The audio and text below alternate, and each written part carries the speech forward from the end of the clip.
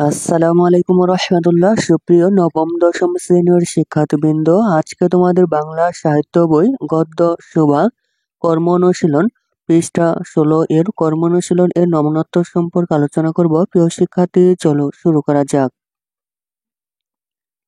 কর্ম অনুশীলন 1 নম্বর হচ্ছে বিভিন্ন ধরনের প্রতিবন্ধীর সাহায্য সহযোগিতার জন্য কি কি উদ্যোগ গ্রহণ করা যায় এই বিষয়ে প্রতিবেদন তৈরি করে শ্রেণী শিক্ষকের নিকট জমা দাও। 2 নম্বর কর্ম অনুশীলন হচ্ছে তোমার চারপাশের সমাজে শোভার মতো কারো জীবন বাস্তবতা থাকলে তা নিজের ভাষায় লিখো। প্রিয় শিক্ষার্থী, কর্ম অনুশীলন এর নমুনাত্ব তোমাদের দেখাচ্ছি, তা তোমরা দেখে নিতে পারো। চলো শুরু করা যাক। নবম দশম শ্রেণীর বাংলা সাহিত্য বই গদ্য শোভা পৃষ্ঠা 16 কর্ম অনুশীলন।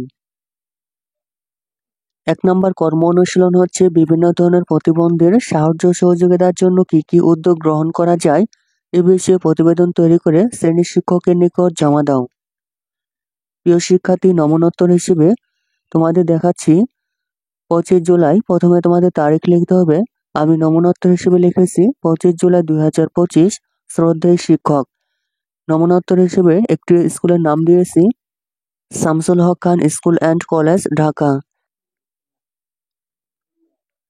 বিষয় বিভিন্ন ধরনের প্রতিবন্ধীর সাহায্য সহযোগিতার জন্য যেসব উদ্যোগ গ্রহণ করা যায়।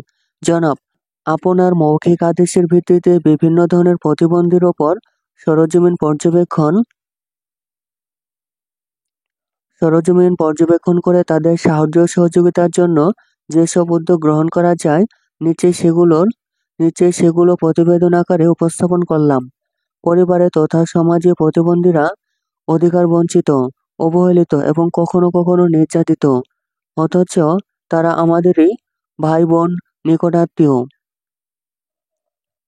নিকটাত্মীয়, প্রতিবেশী, পরিজন। তাদের দুঃখ কষ্ট দূর করা এবং মানুষ হিসেবে মর্যাদা প্রাপ্তি নিশ্চিত করা সচেতন ও শুভবুদ্ধি সম্পন্ন মানুষেরই দায়িত্ব। এইসব প্রতিবন্ধীকে সহযোগিতার জন্য নিম্নলিখিত উদ্যোগ গ্রহণ করা যেতে পারে।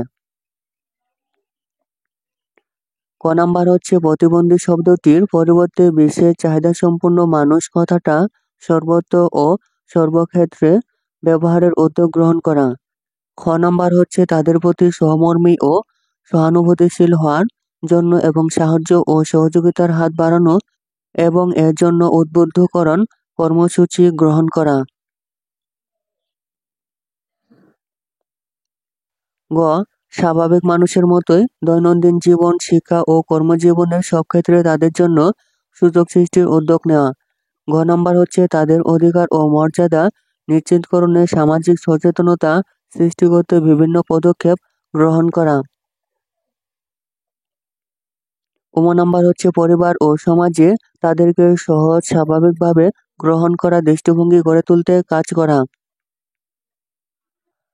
4 নাম্বার হচ্ছে তারা যাতে স্বতঃস্ফূর্তভাবে নিজেদের গড়ে তুলতে পারে সেজন্য তাদেরকে খেলাধুলা, ক্রীড়া ও সাংস্কৃতিক প্রতিযোগিতায় অংশগ্রহণে উদ্বুদ্ধ করতে হবে, আর তা কার্যকর হলে বিশেষ চাহিদা সম্পন্ন মানুষের মর্যাদা নিশ্চিত হবে।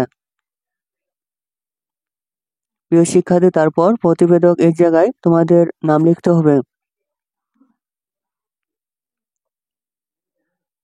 2 নাম্বার কর্ম অনুশীলন হচ্ছে তোমার চারপাশের সমাজে শোভার মতো কারো জীবন বাস্তবতা থাকলে তা নিজের ভাষায় লিখো। উত্তর হচ্ছে তোমার চারপাশের সমাজে শোভার মতো কারো জীবন বাস্তবতা থাকলে প্রথমে তার সম্পর্কে খোঁজ খবর নাও, তারপর তাকে ভিন্ন ভিন্ন সময় দেখো ও পর্যবেক্ষণ করো। তার পরিবারের সদস্যদের সাথে কথা বলো এবং তার সম্পর্কে জানো। তারপর তার সাথে কথা বলো, পরিচিত হও এবং বন্ধুত্ব গড়ে তোলো।